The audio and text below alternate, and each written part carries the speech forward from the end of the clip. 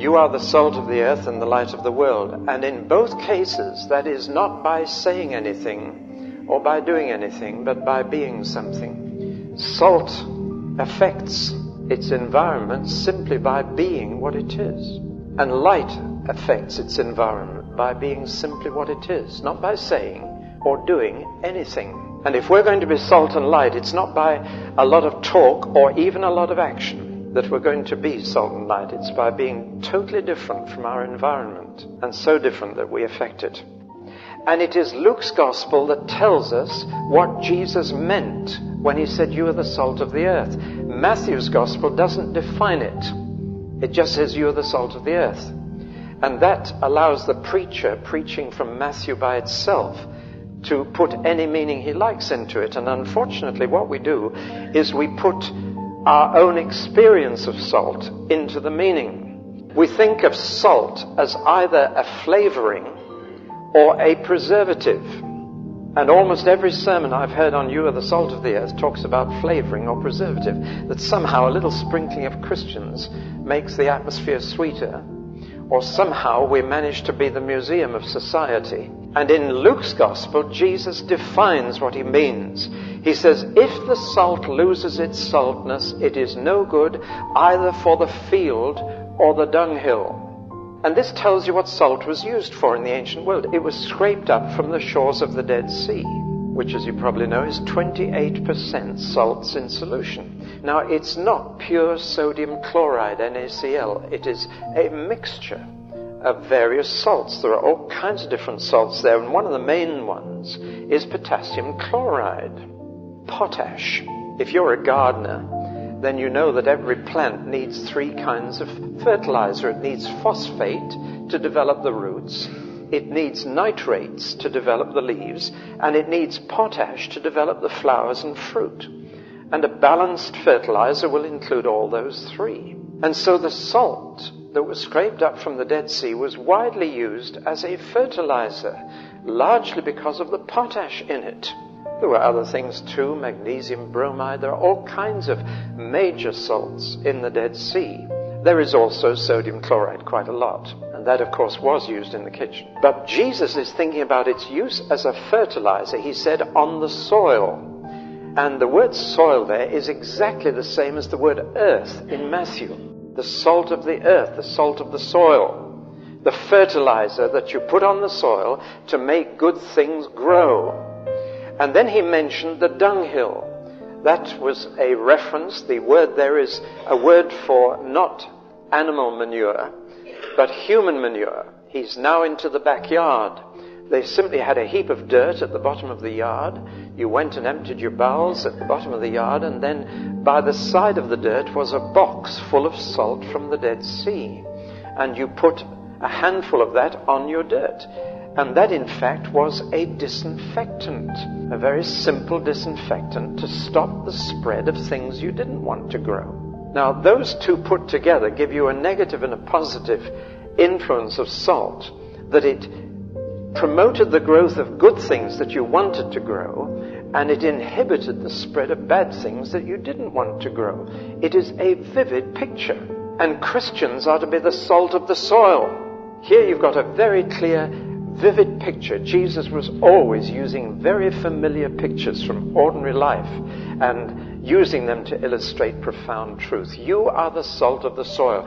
You are the people who will stop bad things growing and spreading, and who will promote the growth of good things that are wanted there. Now that's a vivid picture.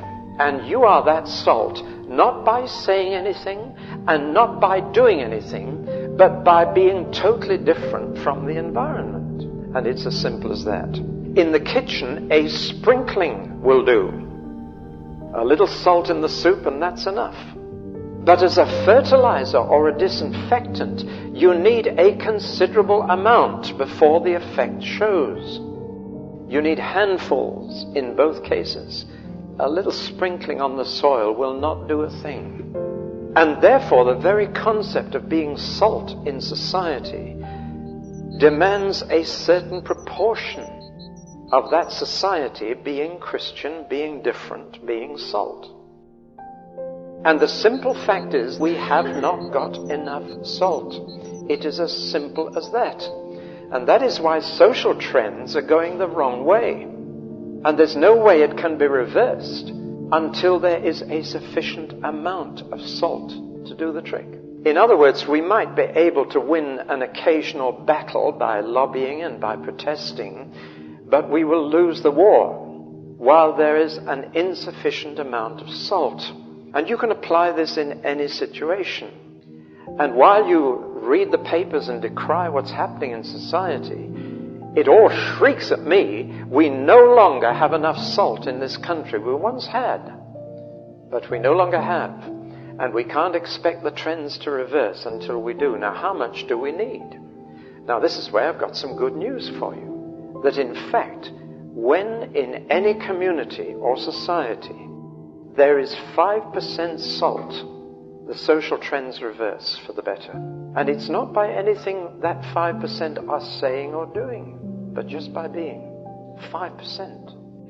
Until we are producing enough salt to save a society, we're going to continue to work in a situation that's going downhill. And where, incidentally, it becomes increasingly difficult to be a Christian, because the tide is running hard against us at the moment, and will continue to do so. Well, now that's the quantitative aspect of salt.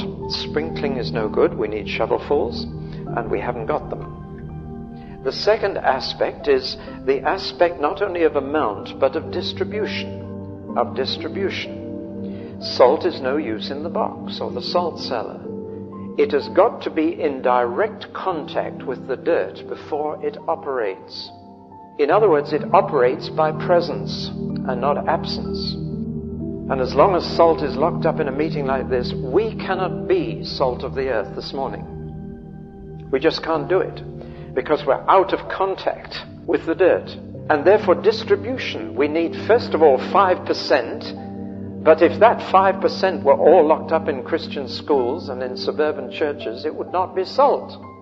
It's got to be in among the dirt. It's got to be in direct physical contact if it's going to operate.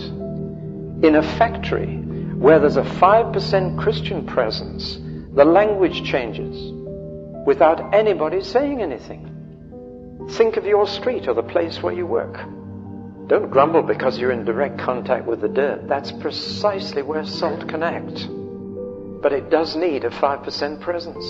And there is a disturbing attitude among Christians to try and get out of that dirt and to get into a Christian situation. But I remember a girl coming to me and saying, "Isn't it wonderful?" She said, "I'm the only Christian in the office where I work," and she said, "It's so hard." But she said, "I've seen an advertisement for a Christian firm, and they want someone, and I'm qualified for the job, and I've been accepted in a Christian firm." She was looking forward to starting the day with prayer and all the rest of it, and going to work in a firm where everybody was Christian. And she saw my face and she said, "What's the matter?" I said, "You just told me that you were the only Christian in the office where you worked, and now they have no contact with Jesus." I want that to be an encouragement to some of you to stay right where you are, or to put it in Bible terms, to remain in the vocation in which you were called, because God called you right there, because He wanted some salt right there. Better to pray that more Christians will join you in that situation until you get the 5% than run away and join a Christian outfit. We need salt in national government, local government. We need salt in sport. Distribution of salt is very, very important. And the more we shrink back into Christian ghettos, the less that salt can operate. It can only operate in direct contact with the dirt. The third aspect of salt, and perhaps the most important for us, is the aspect of quality. You see, salt is needed in a certain amount in any given situation. It is also needed to be in direct physical contact with the situation it's going to influence. But thirdly, it must be salty. And Jesus talked about salt losing its savor. Now, how can sodium chloride lose its salty quality? The answer is it cannot. It is a physical impossibility. And yet, it must have happened in Jesus' day for Him to be able to talk about it. He said, if the salt has lost its savour. It's no good for anything, and men throw it in the street, which is where they threw all their rubbish, and it was trodden underfoot, trodden into the dirt. That's what happens to dirt in the Middle East, or to rubbish. Now, how could salt lose its savour? A very simple way. Not by ceasing to be sodium chloride, but by being adulterated with other substances. And a clever salt dealer would scrape up plenty of sand with the salt from the Dead Sea shores. And so a lot of it was not salt at all. That's the only way in which salt can lose its saltness, by having too much other stuff mixed in with it. And so it loses its quality. And any housewife who bought adulterated salt that was half sand would throw it out of the door into the street. And men would walk it back into the dirt from which it came. Now, the lesson of that is pretty obvious. Christians will only influence the world if they're different from it. Somebody said of the church, the lifeboat should be in the sea, but when the sea gets in the lifeboat, you're in trouble. And in fact, our real situation in England is not just that we don't have enough salt, but that the salt we do have is losing its saltness very, very rapidly by being adulterated, by having too much of the humanist, secularist society around us getting right in among Christians, because the pressure is enormous to conform. Well, now, it therefore can lose its savour. And Jesus said if it does, all it will do will produce contempt in men. They will treat it with disgust. So we have the rather sad spectacle of Christians trying to be, to quote the Archbishop of Canterbury, we must be credible to our contemporary generation. Are we called to be credible? Or are we called to be different? That's the real issue. The feeling we've got to be with it, we've got to be one of the boys, we've got to go along with contemporary society or we'll lose them. That is when the salt loses its saltness. And in fact, it's not the way to save society, it's the way to follow it. We should be leading society into a better way, not following their way 30 years after them. And then Jesus said something which I don't think people have taken too seriously. He said, if the salt loses its saltness, there's no way it can be restored. Wherewith shall it be salted again? Now that's important. Once you lose your saltness, you can't get it back again. Once you've lost, when an individual Christian loses their reputation, almost impossible to get it back again. Once salt loses its saltness, wherewith shall it be salted? It's gone for good. Now then, so what is saltness? Well, we've got to go back to the Beatitudes. And when you read those Beatitudes properly, they are the exact opposite of the attitudes of the world in which we have to live and move. To be poor in spirit is to be despised by the world. It means to lack self-confidence to the point where you say, God, if you don't help me, I can't do it. Now, the world admires self-confidence, people who are proud in spirit, people who stand up for themselves, people who say, I can do this. Poor in spirit is the exact opposite. It's to say, hey, this is way beyond me. It's the opposite of self-confidence. It's God-confidence, but it's a lack of self-confidence. To be mourning in a world that loves to be happy and jovial and joking, to weep when others laugh, to be meek. The world, I'm afraid, is an aggressive, competitive meritocracy. And meek people are not going to get very far. People who can be pushed around. And then hunger and thirst for righteousness. That means those whose top ambition is to live right. Not to live rich, but to live right. That's their major ambition in life. That kind of person will be salt.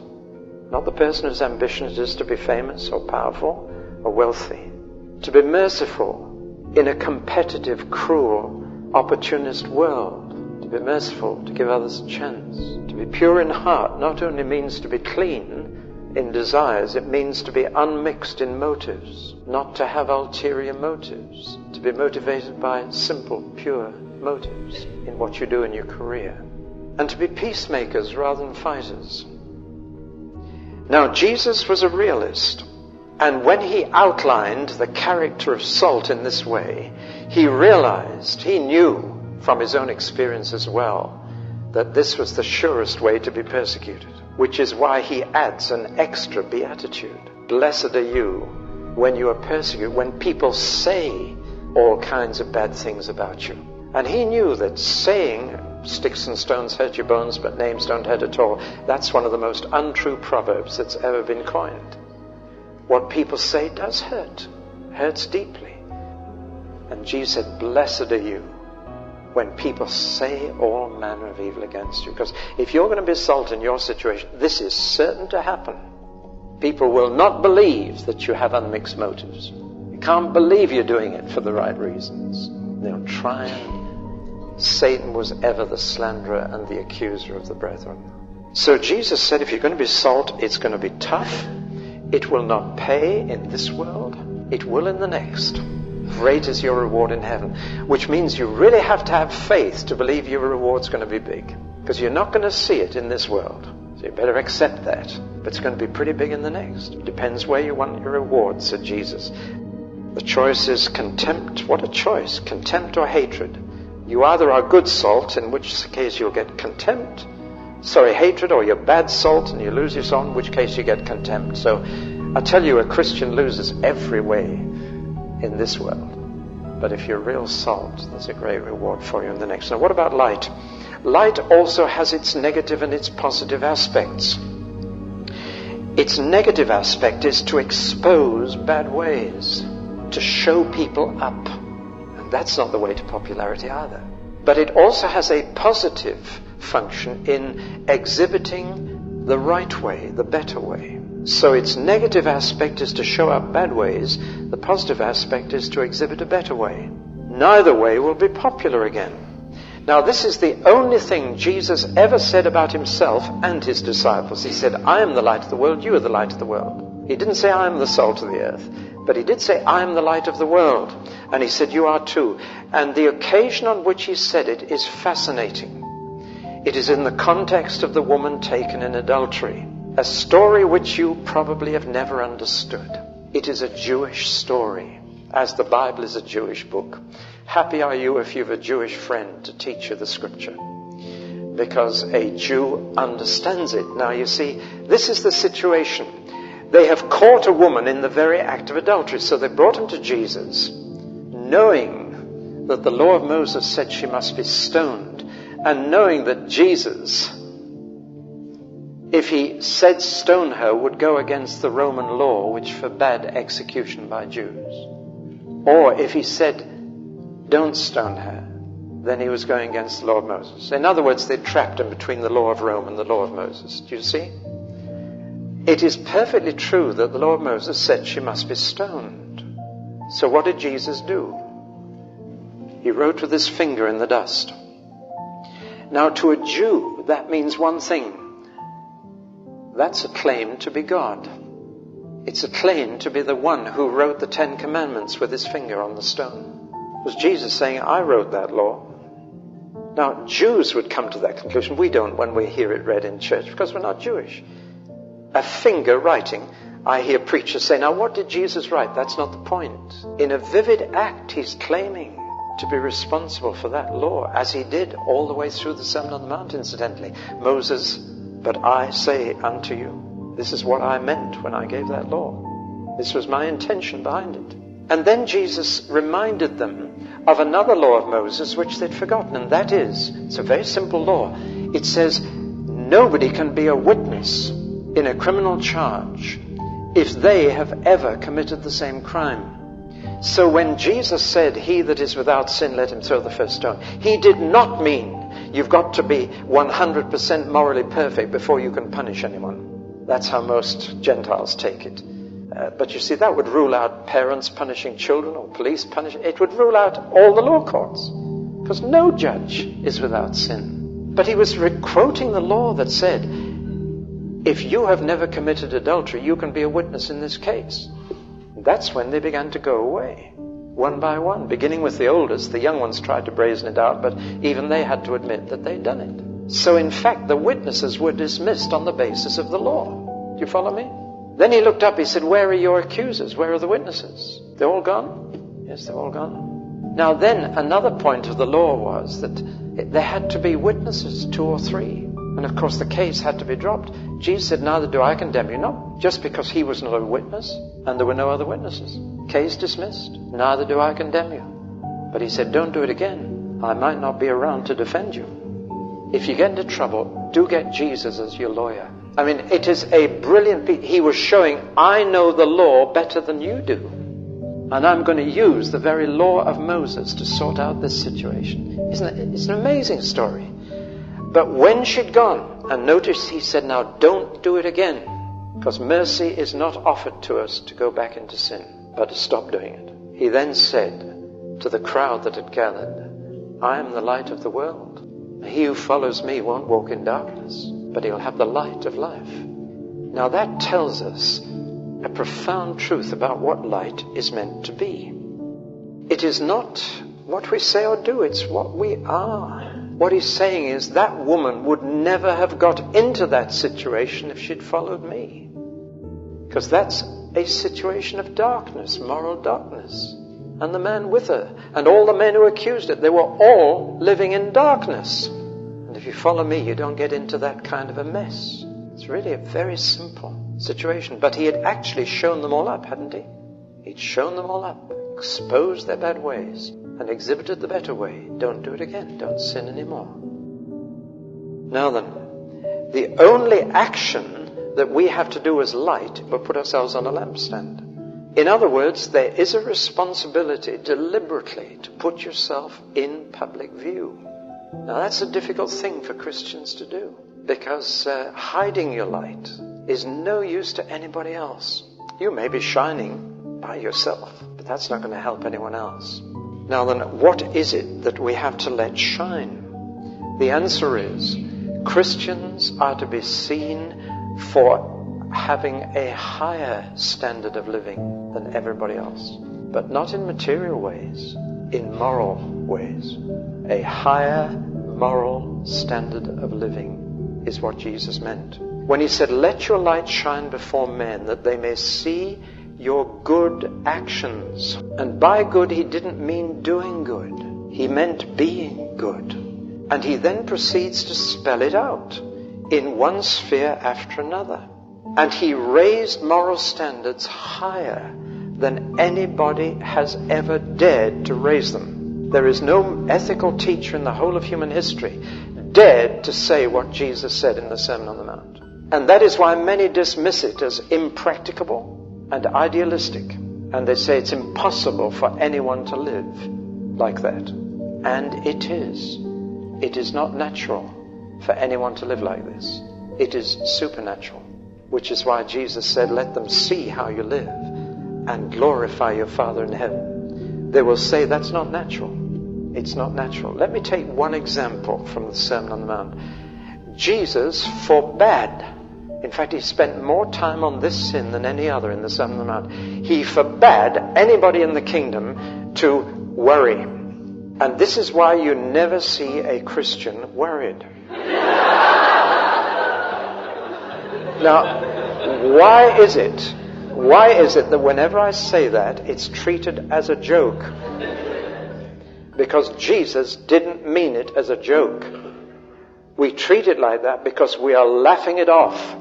But he said, worry is forbidden in my kingdom because it is a libel on my heavenly Father. It is saying, your Father in heaven cares more about his animals, his pets and his garden than he does about his kids. He clothes the lilies of the field and he looks after the birds of the air. But me, I'm his child. I have to worry.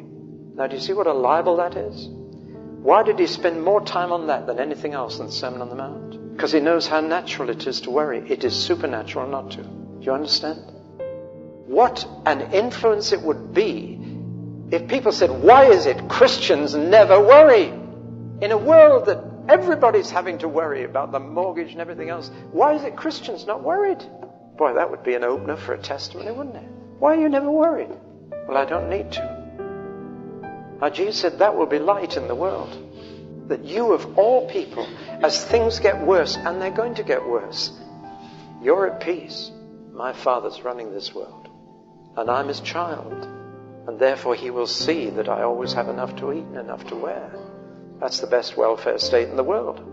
He will not see that I get everything I want, but everything I need, right till my dying day. Who wouldn't want to be in a welfare state like that when the government is scrapping every other bit of welfare? You see, Jesus fixed moral standards higher than anybody else. But what he then did was he lifted people to the standard. What the church in our country is doing today is lowering the standards to meet the people. Now that's not going to be light or salt. Do you follow me? And Jesus was quite clear that being light is going to be terribly unpopular, because he went on to say, I'm the light of the world. He went on to say, and because I am, you hate me and you want to kill me. And he knew perfectly well that being light is a very costly thing. And standing for what you know to be right and true will be painful and profoundly unpopular. And yet that is what it is to be light in the world of darkness. But I hope I've left you with a sense that salt and light are not what you do or say, but what you are. And they only operate when you're in direct physical contact with a world that's in darkness and dirt. And we need a certain amount if it's going to operate. And we need, above all, a quality of salt and a quality of light that is totally different from the society in which God has placed us.